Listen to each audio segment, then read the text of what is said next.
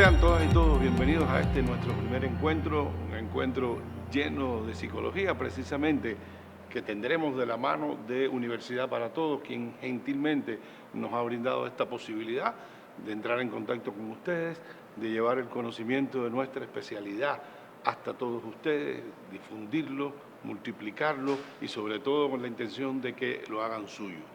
Hacemos este programa desde un templo fundamental del conocimiento y de la cultura de nuestro país, aquí desde nuestra Biblioteca Nacional, y justamente nuestro curso es la psicología, hacer y pensar la psicología.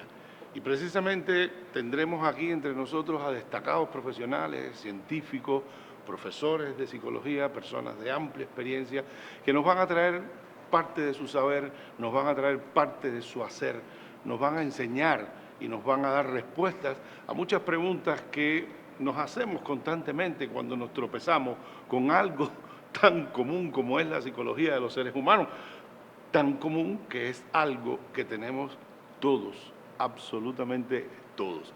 Y tendremos entonces la posibilidad de escudriñar, de buscar, de preguntarnos, quizás de encontrar respuestas más precisas, algunas menos precisas, porque la psicología sin duda alguna es una ciencia y un ejercicio profesional que está en desarrollo, que siempre está en desarrollo, por cuanto su mirada fundamental es el ser humano. Y el ser humano es el desarrollo en sí mismo, es la forma de vida que más impacta sobre su propio desarrollo. Entonces tendremos nuestros encuentros. No puedo precisarles todavía hoy porque quién sabe si nos vamos embullando por el camino y crecemos, pero tendremos más de 10 encuentros donde tendremos la posibilidad de hablar de psicología. Tendremos además ese acompañamiento valioso de los plegables que llegarán también hasta ustedes con artículos, con escritos sobre los temas que vamos tratando en nuestro espacio. Eso sí, la invitación está hecha y lo que le pido es que sigamos juntos durante las próximas semanas y descubramos ese mundo inmenso, hermoso e importante de la psicología.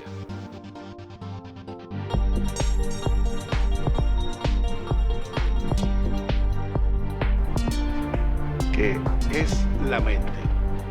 Es una pregunta que nos hemos hecho seguramente muchas veces, propiamente dicha, como la pregunta ¿qué es la mente? Y otras veces sobre sus efectos. ¿Qué está pasando en mi cabeza? ¿Por qué pienso así? ¿Por qué aquella persona piensa de una manera distinta a como yo pienso o incluso a cómo son las cosas? Todavía más, todos conocemos por vivencia propia la mente. Todos sabemos efectivamente que tenemos una peculiaridad solo de los seres humanos de tener vivencias, de tener racionalidades, de tener pensamientos, de tener intuiciones, de tener imaginaciones, y nos preguntamos por qué podemos tener todas esas cosas, cómo esas cosas pueden convivir, pueden existir en nuestra cabeza. La referencia de la mente clásica, típica, siempre es la mente es algo que está en la cabeza. Y esto no es nuevo, desde tiempos remotos, desde tiempos prácticamente, yo diría, inmemoriales, ¿no? Al hombre y a la mujer le llamó la atención el hecho de que tenía comportamientos, tenía ideas, tenía pensamientos que no podía asociar directamente a las cosas incluso que él tenía, que él percibía, sino que era algo que de alguna manera crecía más allá de esa realidad, más allá de ese objeto, de ese algo que él sentía como real. Es como si dijéramos, sí, efectivamente, aquí está el libro, y yo sé que ahí hay un libro, pero hay algo del libro que no me gusta, hay algo del libro que me parece que sí o que me parece que no. Y ese momento del que sí o el que no, del me gusta, del que no me gusta, de lo veo bonito, no lo veo bonito, ya no podía ser deducido directamente del libro. Entre otras cosas, porque cuando dos personas conversan sobre un mismo tema, empiezan a encontrar que hay muchos puntos en común, que hay muchas referencias comunes, pero también las hay distintas. Si usted quiere tener la experiencia, espere que a un juego importante de pelota en el latinoamericano. Le sugiero un buen juego entre el equipo Industriales y el equipo de Matanzas, ¿verdad? Supongamos, es una suposición, que gane el equipo de Matanzas y quédese en la puerta, una de las tantas puertas de salida del latinoamericano, a escuchar lo que dicen las personas. Usted podrá identificar con claridad quién es fanático de Matanzas y quién es fanático de Industriales. El industrialista saldrá del latinoamericano diciendo: hoy no jugamos bien, no tuvimos nuestro mejor día. Quizás el árbitro no fue bueno con nosotros, no hizo las cosas como tenía que hacer. El matancero, el fan del equipo que ganó, dirá: la verdad que somos los mejores, no hay quien nos gane. Todavía pudiéramos incluir a una tercera persona en la conversación que está en el latinoamericano por casualidad, quizás porque quería acompañar a su compañero, a su esposo, a su pareja, pero en realidad no sabe si es de Matanzas, si es de Industriales, ni entiende muy bien el juego de pelota. Y la oirán decir: ¿qué quieren decir con eso? ¿Que ganó o que perdió? Interesante, porque el juego de pelota como tal es uno. La realidad es una, existió, ¿verdad? Sin embargo, cada uno vio su propio juego de pelota. Y vio su propio juego de pelota en función de qué, de sus gustos, de sus preferencias, de sus ideas, de sus representaciones, de aquellas cosas que considera de una manera o de otra. Y justamente ese universo que, insisto, y vamos a ver en nuestro curso, que fue pensado por los seres humanos desde muy temprano, desde los momentos justamente en que empezó una reflexión importante sobre la vida. Ese mundo fue simbolizado con una palabra que no podía ser una palabra relativa a lo corporal, porque no era un asunto del cuerpo, no podía ser relativo a la existencia de los objetos, porque no estaba en los objetos. Y la palabra socorrida fue alma. Espíritu. Estas son las potencialidades del alma, estas son las potencialidades del espíritu. De modo que observen cuando rastreamos la historia, que los orígenes de la psicología están asociados al concepto de alma, y más aún en el lenguaje de los antiguos al concepto de psique o psique, que es justamente el alma. Pero pensemos que el alma es algo que tiene que ver con muchos puntos de vista, con muchas reflexiones, con muchas miradas que los seres humanos hacemos a nuestra vida, a nuestra realidad, a nuestra vida en sentido general, no solo como vida material, sino también como vida espiritual. Y poco a poco el concepto empezó a convertirse en mente, para llamar la atención sobre ciertas cualidades que supuestamente no podían ser desprendidas directamente de las condiciones biológicas, físicas de las personas, que supuestamente no podían ser derivadas directamente del mundo material, sino que constituían un universo, un mundo en sí mismo, el mundo de la mente, la mentalidad. Y fíjense que hasta el día de hoy, nos es muy común escuchar a personas que dicen: él tiene un problema mental, él tiene una dificultad mental. Muchachos, ¿qué es lo que tú tienes en la mente? ¿Ya? Porque mente es un concepto, es una noción, es una palabra que nos ayuda a llamar la atención sobre ese conjunto inmenso de fenómenos que no pueden ser entendidos sencillamente por otras formas de representaciones, por otras formas de conocimiento. Bien, todos tenemos determinadas condiciones corporales. Esas condiciones corporales en un determinado momento nos pueden hacer sentir hambre. Vaya ejemplo para un gordito. Nos hacen sentir hambre.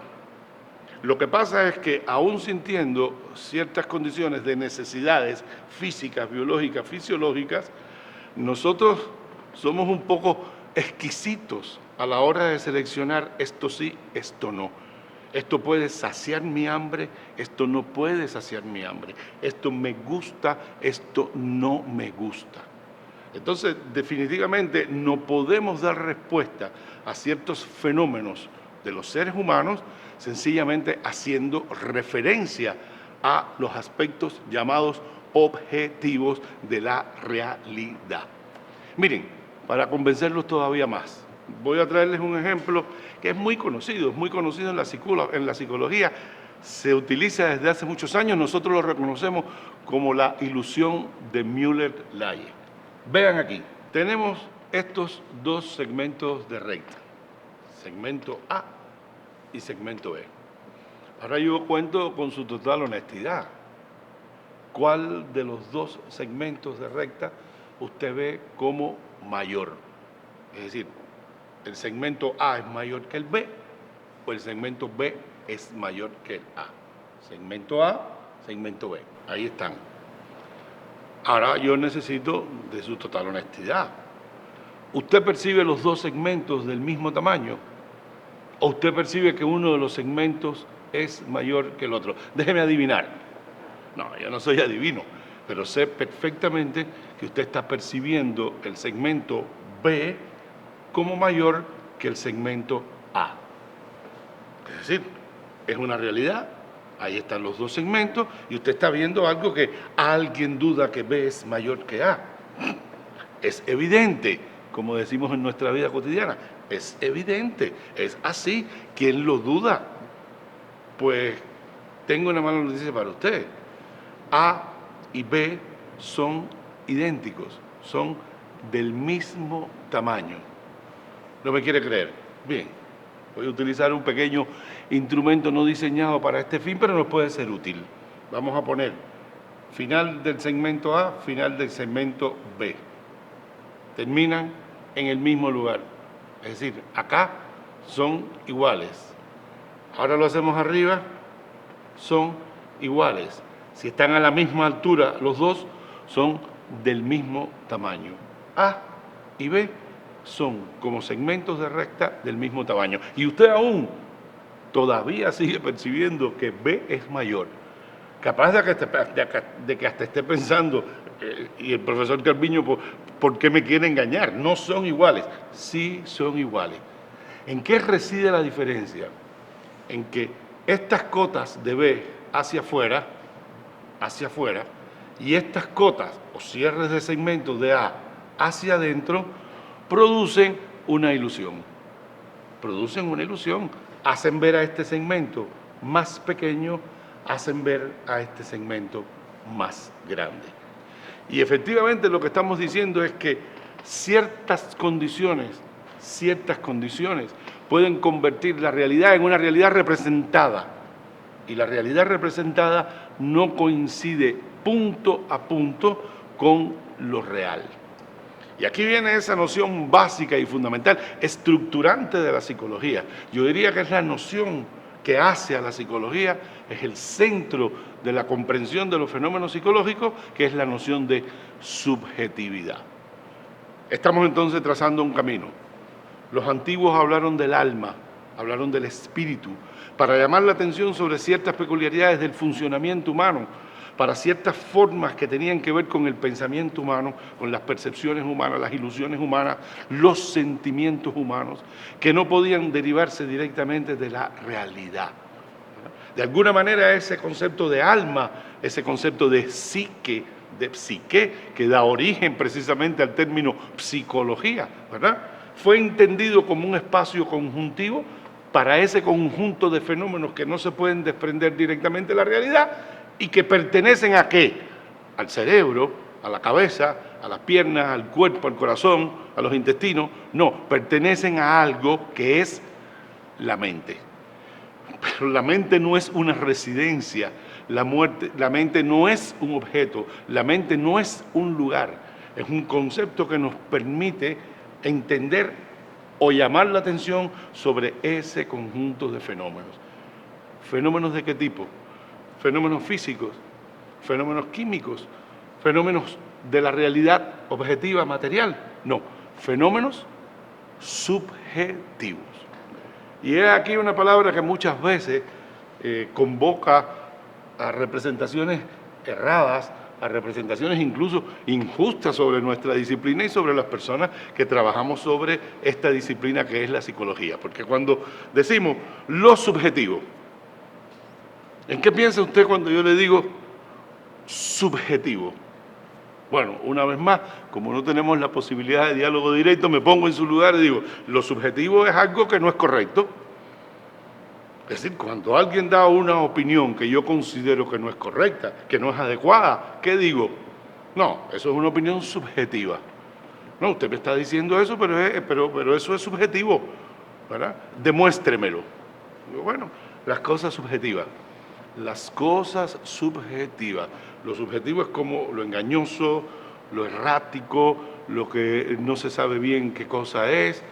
Pero yo acabo de mostrarle a usted que lo subjetivo sí se sabe qué cosa es, sí se puede percibir, sí se puede incluso, no entremos en esta discusión por ahora, más adelante lo haremos, se puede incluso hasta medir, porque lo subjetivo no hace referencia más que a un hecho concreto, que así como existe la realidad, así como existe ese mundo material que llamamos objetivo, existe ese mundo percibido, sentido y entendido por nosotros, que somos objetivos y que existimos, y a ese conjunto de fenómenos que de alguna manera están teñidos, permeados o que contienen también nuestra mirada, nuestra percepción, nuestros criterios, nuestras opiniones, a ese conjunto de fenómenos le decimos que tienen como rasgo esencial ser fenómenos subjetivos.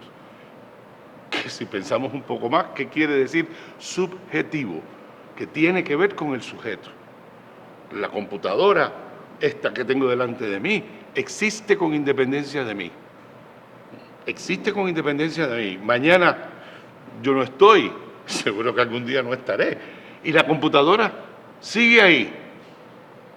Sin embargo, mi percepción de la computadora, lo que yo pienso de la computadora, la utilidad que yo pienso que tiene para mí la computadora, esa existe solamente dependiendo de mí. Solamente existe porque ella existe y porque yo existo y porque tenemos un vínculo y tenemos una relación. Y por eso hablamos de subjetivo para decir, aunque le parezca quizás un trabalengua, subjetivo no es más que el objetivo vinculado al sujeto. Es el objeto sujetado por el sujeto. Esto sí que parece un trabalengua, pero creo que con esto explico con claridad. Es la realidad percibida por el sujeto. Pero no me niego al concepto de la realidad, no niego al concepto de la realidad. Si usted es un hombre con esperanzas, una mujer con esperanzas, y yo le digo, no, sus esperanzas no existen porque son subjetivas. Y usted me dirá, ¿cómo que no existen? Sí existen. Yo tengo esperanzas de, ¿verdad? O yo tengo fe, o yo tengo convicciones, o yo tengo valores, o yo tengo ideas. Y usted me dirá que no existen. Claro que existen, claro que existen. Es más, existen objetivamente, tan objetivamente que yo puedo percibirlas.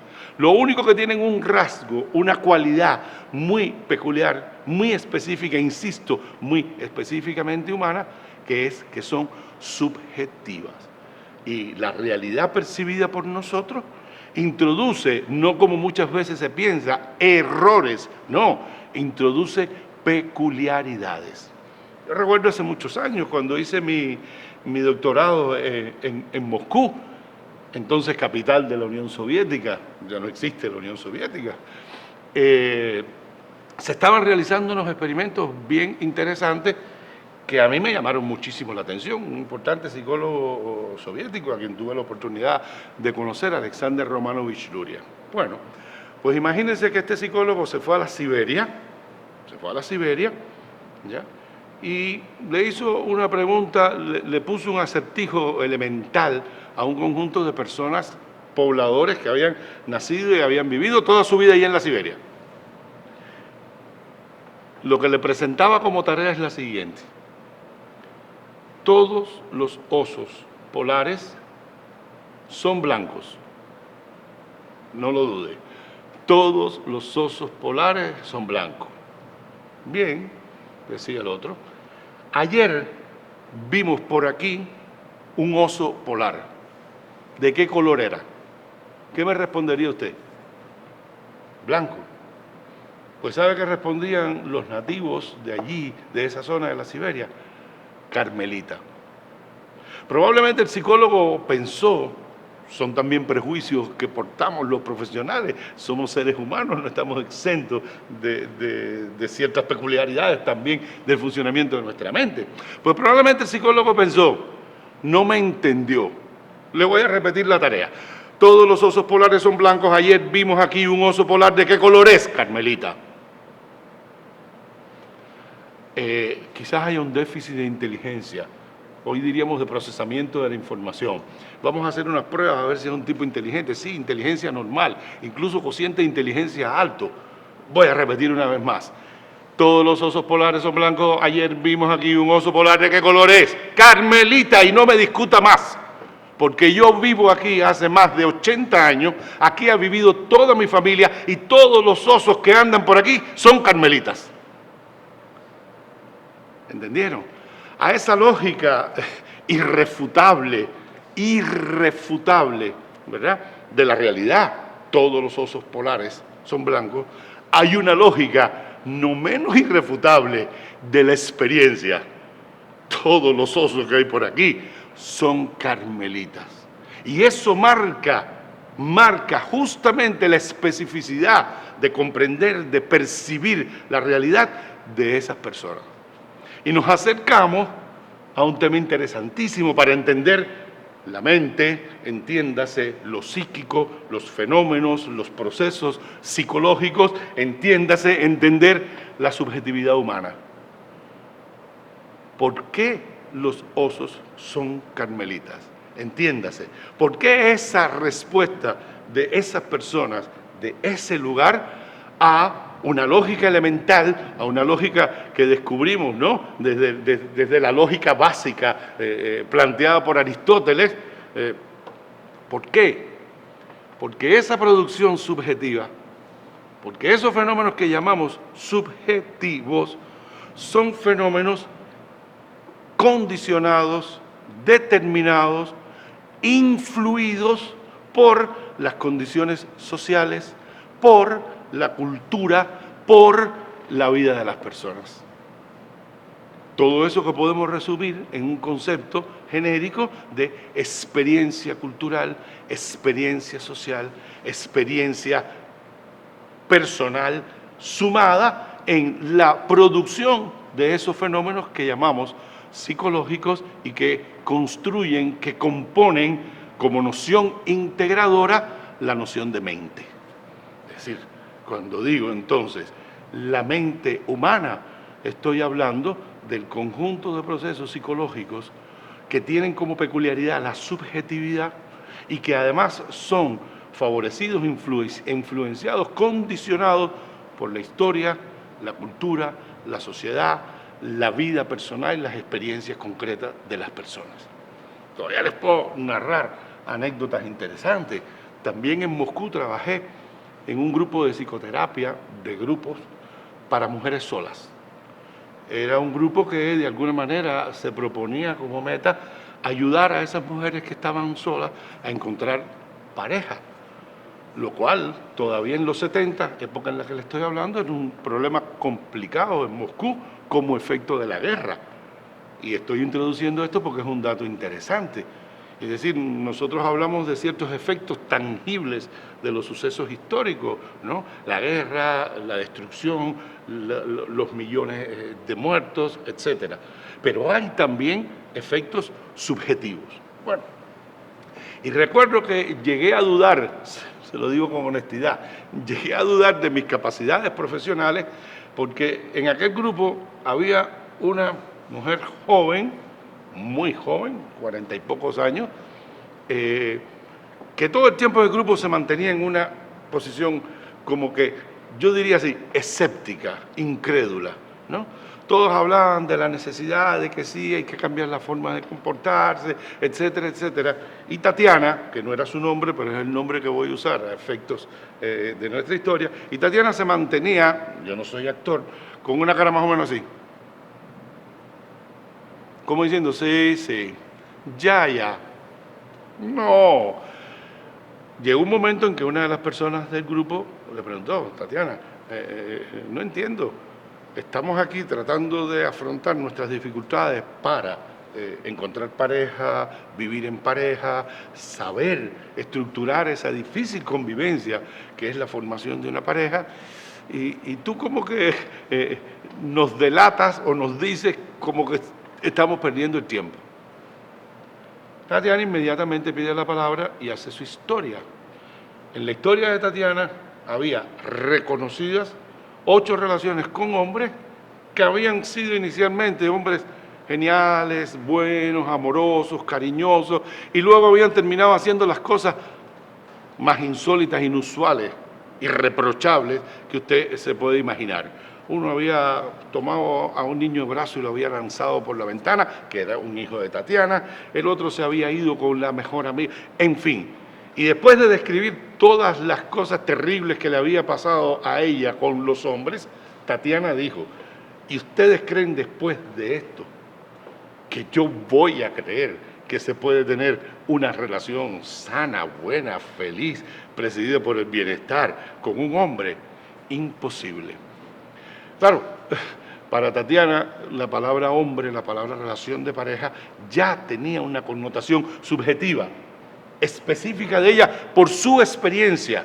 Y ella nada más que oía hablar del tema e inmediatamente pensaba en lo que le había sucedido. Entonces, esto es un conocimiento importante y que tenemos que entender, incluso, insisto, para nuestra vida cotidiana. Porque allí donde nosotros estamos diciendo, esto es así, recuerde siempre que estamos diciendo, esto es así para mí.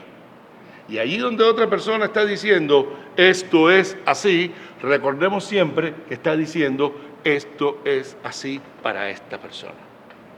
¿Significa esto que vamos a llegar a un relativismo de la realidad? No, no hay la más mínima duda. La realidad existe como suceso concreto, como elementos concretos, físicos, químicos, etcétera, de la vida. Pero además, a esa realidad se adiciona este componente que es la subjetividad.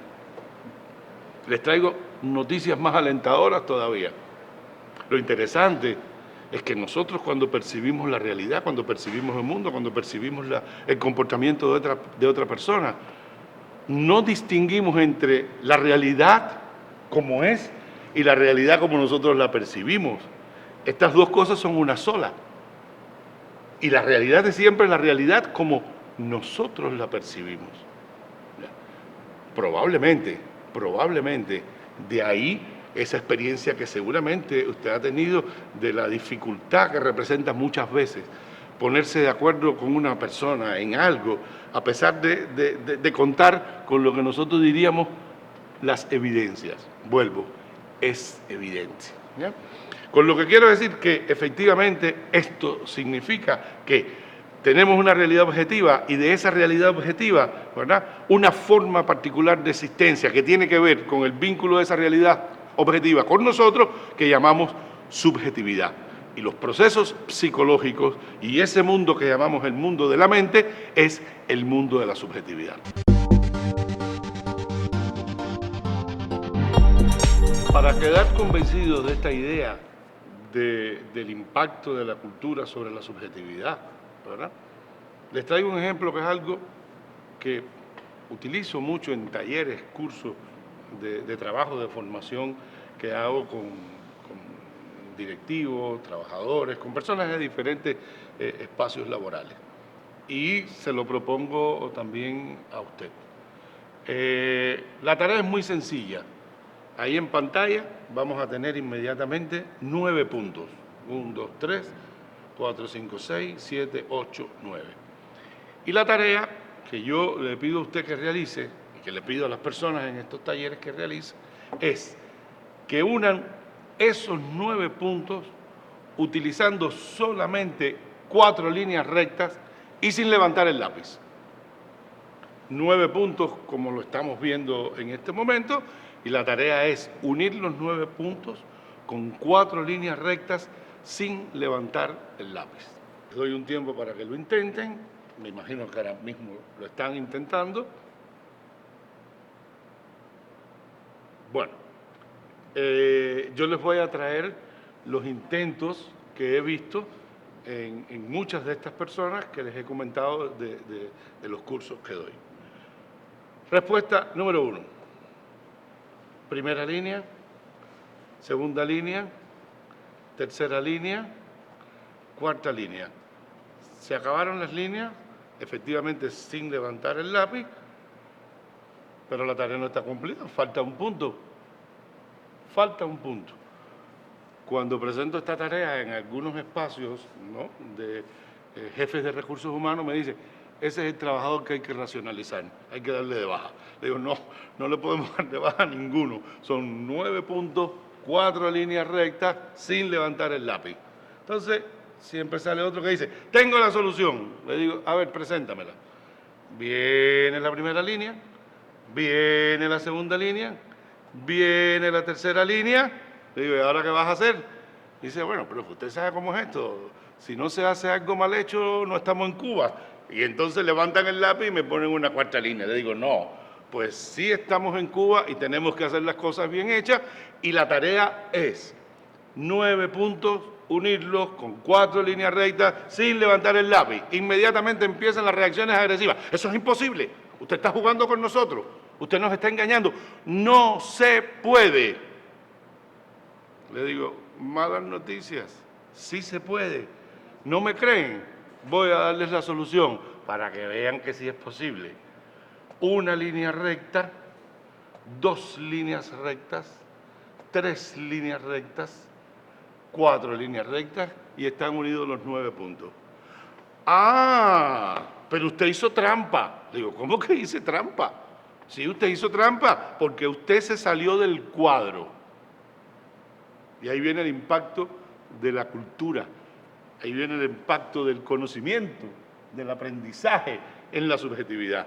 ¿Alguien habló de cuadro? ¿Alguien habló de cuadro? Nadie. Lo único que dije, 9 puntos, 4 líneas rectas, sin levantar el lápiz.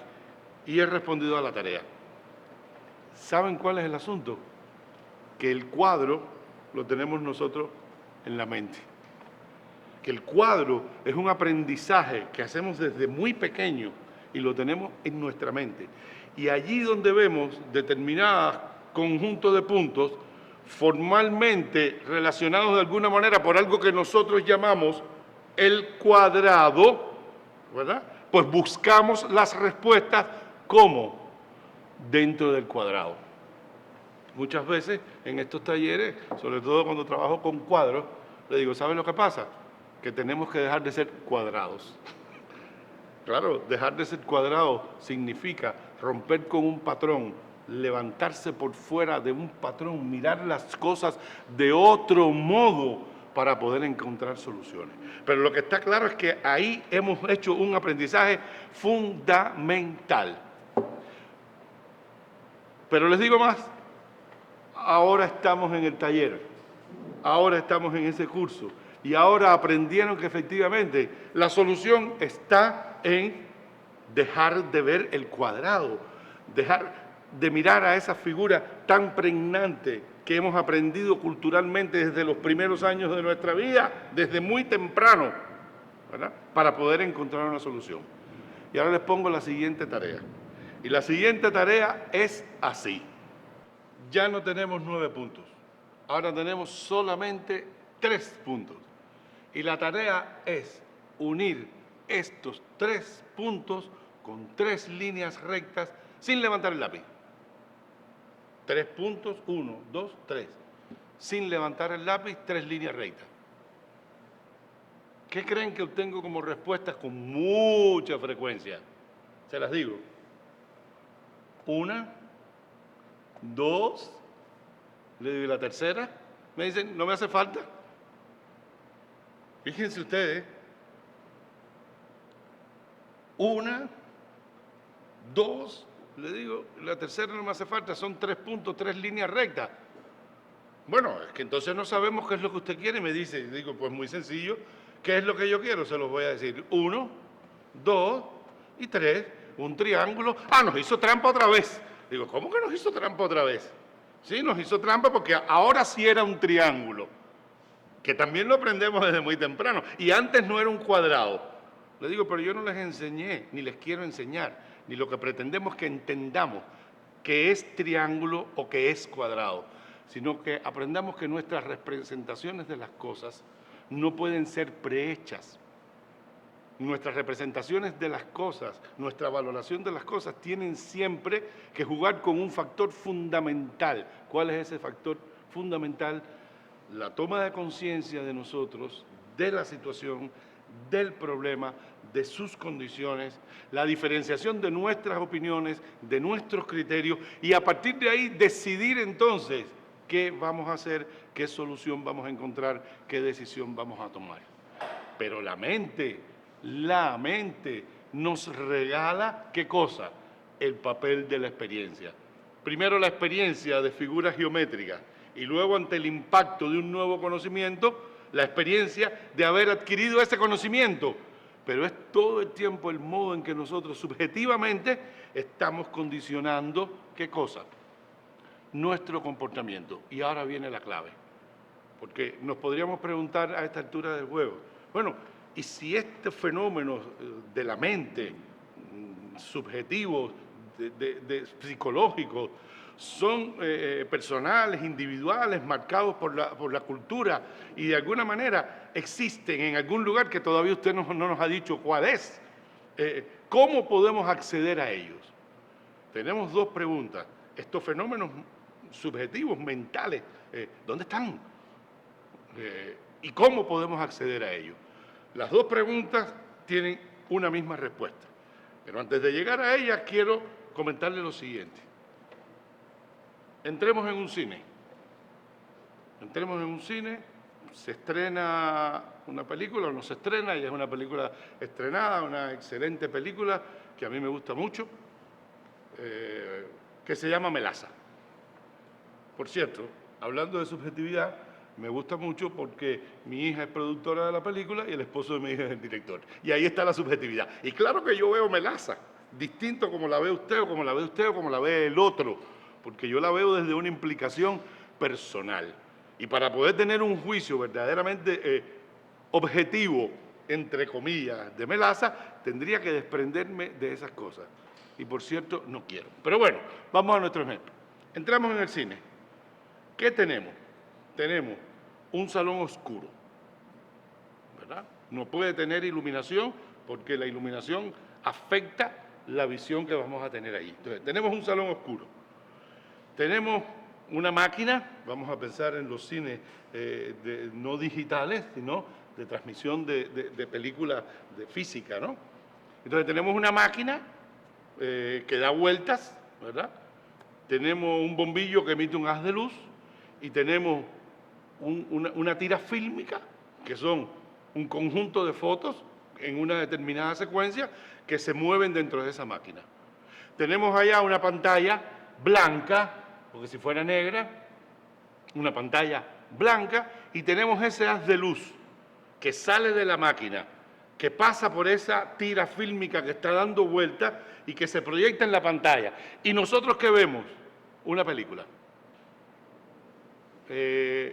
¿Podemos explicar la película desde el haz de luz, desde el bombillo, o desde la máquina?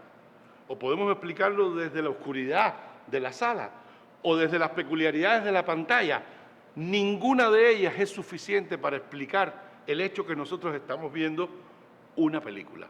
Y eso que nosotros llamamos una película es un emergente, algo que emerge de la relación entre cada uno de esos elementos. La subjetividad es algo que emerge de la conexión de estos elementos experienciales, conocimientos, vivencias, creencias, sentimientos, pensamientos, reflexiones, imaginaciones, y de ese conjunto de fenómenos que son subjetivos emerge eso que nosotros llamamos la imagen de la realidad, la opinión que tenemos de una persona. Son fenómenos emergentes. ¿Y emergen dónde? ¿Dónde se expresan? Ya sabemos que son emergentes, pero ¿dónde se expresan? se expresan en el comportamiento, se expresan en nuestra conducta. Y esta es una clave fundamental de la psicología. Estudiamos la mente, estudiamos el alma, estudiamos los fenómenos, procesos, peculiaridades psicológicas de los seres humanos que se expresan en su comportamiento. Y el gran aliado del estudio, de la investigación psicológica, es justamente el comportamiento. Por lo tanto, ellos tienen una forma también visible, una forma perceptible de existir. Y esa su forma perceptible de existencia es el comportamiento. Por lo tanto, entra aquí un factor fundamental. Muchas veces yo recuerdo en mis años de estudiantes de psicología, ¿no? Salíamos nosotros, cosas de esa también de la subjetividad. La facultad en la que yo estudiaba, la facultad de psicología, era una facultad esencialmente femenina, digamos por su composición demográfica, ¿no? La mayoría de las estudiantes eran muchachas. Y nosotros salíamos a otras facultades a conocer muchachas de otras facultades. Y yo recuerdo una experiencia siempre. ¿Tú qué estudias? Le preguntaba yo a la muchacha, ¿no? Como forma de irme acercando, ¿qué estudias tú? Y ella me decía, no, yo estudio, qué sé yo, biología. Eran carreras típicas que en la época estudiaban las mujeres. Por suerte las mujeres estudian cualquier carrera y son excelentes en cualquier disciplina. Entonces decían, no, biología. Y me preguntaban, ¿y tú qué estudias? Yo les decía, yo estudio psicología. No, lo mío es la psicología. Y entonces me decían, a ver qué yo estoy pensando. Entonces, yo decía, ¿cómo yo voy a saber lo que tú estás pensando? ¿O cómo puedo yo saber lo que tú crees, lo que tú piensas, lo que tú sientes, si de alguna manera no se expresa en el comportamiento? Una escena temida por todo marido bueno. Y lamentablemente no todos somos buenos. Escena temida. Ya tú no me quieres, le dice la esposa al esposo. Qué injusticia, que yo no te quiero. Oye, si yo todos los días pienso en ti, sueño contigo, te tengo en mi mente, te tengo en mi pensamiento, inmediatamente respuesta de ella, ¿sabes qué? No me tengas tanto en tu pensamiento y tenme en tu conducta. Ayúdame en la cocina, ayúdame con las tareas de los muchachos, ayúdame con la escuela, ayúdame a resolver esto, ayúdame a botar la basura. Es decir, yo quiero que eso que tú le dices, amor, se traduzca en comportamientos concretos que me den a mí indicadores para decir, me ama. Entonces entendamos que ese fenómeno o ese conjunto de fenómenos que están marcados por esta peculiaridad que es la subjetividad, tienen una forma concreta de existencia. ¿Y existen dónde? Allí, en el comportamiento. Y es la observación del comportamiento, el estudio del comportamiento, la mirada al comportamiento, la construcción de hipótesis, de representaciones, de ideas acerca del comportamiento, lo que justamente comienza a dar un perfil de estudio científico, de ciencia y una posibilidad de ejercicio profesional a la psicología. Hasta aquí el camino no parece esencialmente complejo, sin embargo sí lo es. Y quiero llamar la atención sobre una peculiaridad del comportamiento que no siempre se nos hace muy visible. Miremos este fragmento.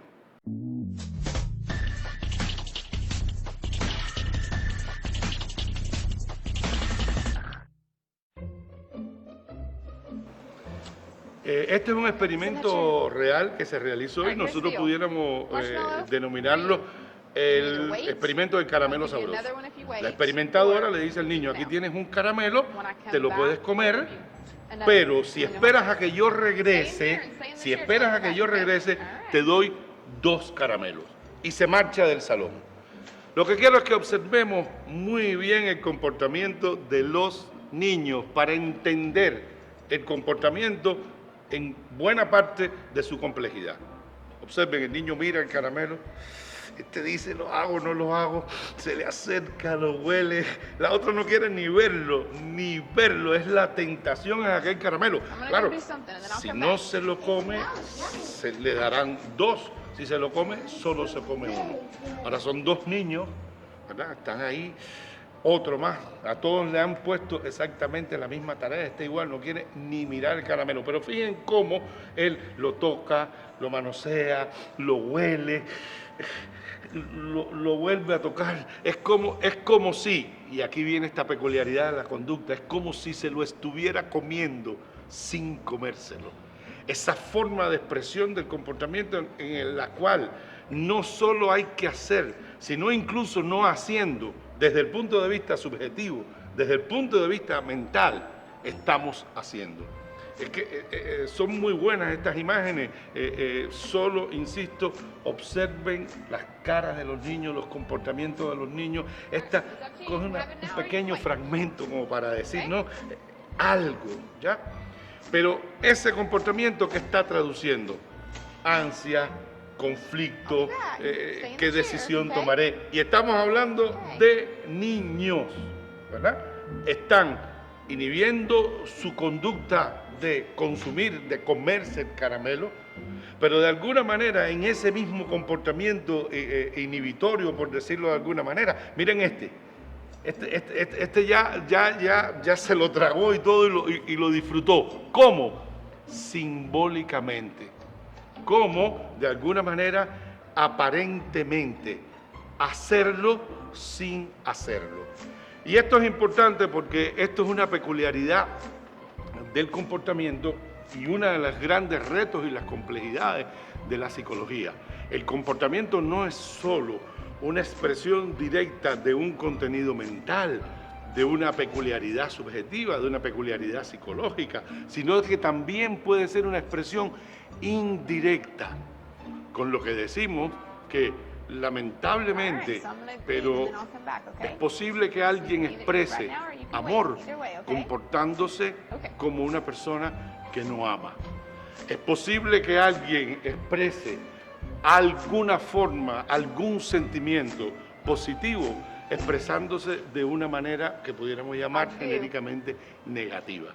¿Por qué? Porque lo subjetivo está en el vínculo, en esa forma en que nosotros podemos entender ese comportamiento, no solo como lo que es, sino como lo que es para la persona, con lo que estamos insistiendo en esta idea de la subjetividad. El gran reto de los psicólogos es justamente buscar procedimientos profesionales, científicos, buscar procedimientos que den la certeza de que un análisis psicológico de un comportamiento, un análisis psicológico de una propiedad, de una peculiaridad psicológica, ¿verdad?, queda no solo testimoniado, sino verdaderamente fundamentado a partir de todas estas informaciones de las que en un determinado momento disponemos. Entonces, con esto quedamos claros en varios componentes esenciales para poder entender este fenómeno complejo que llamamos la mente, o ese conjunto de fenómenos complejos que llamamos los fenómenos mentales.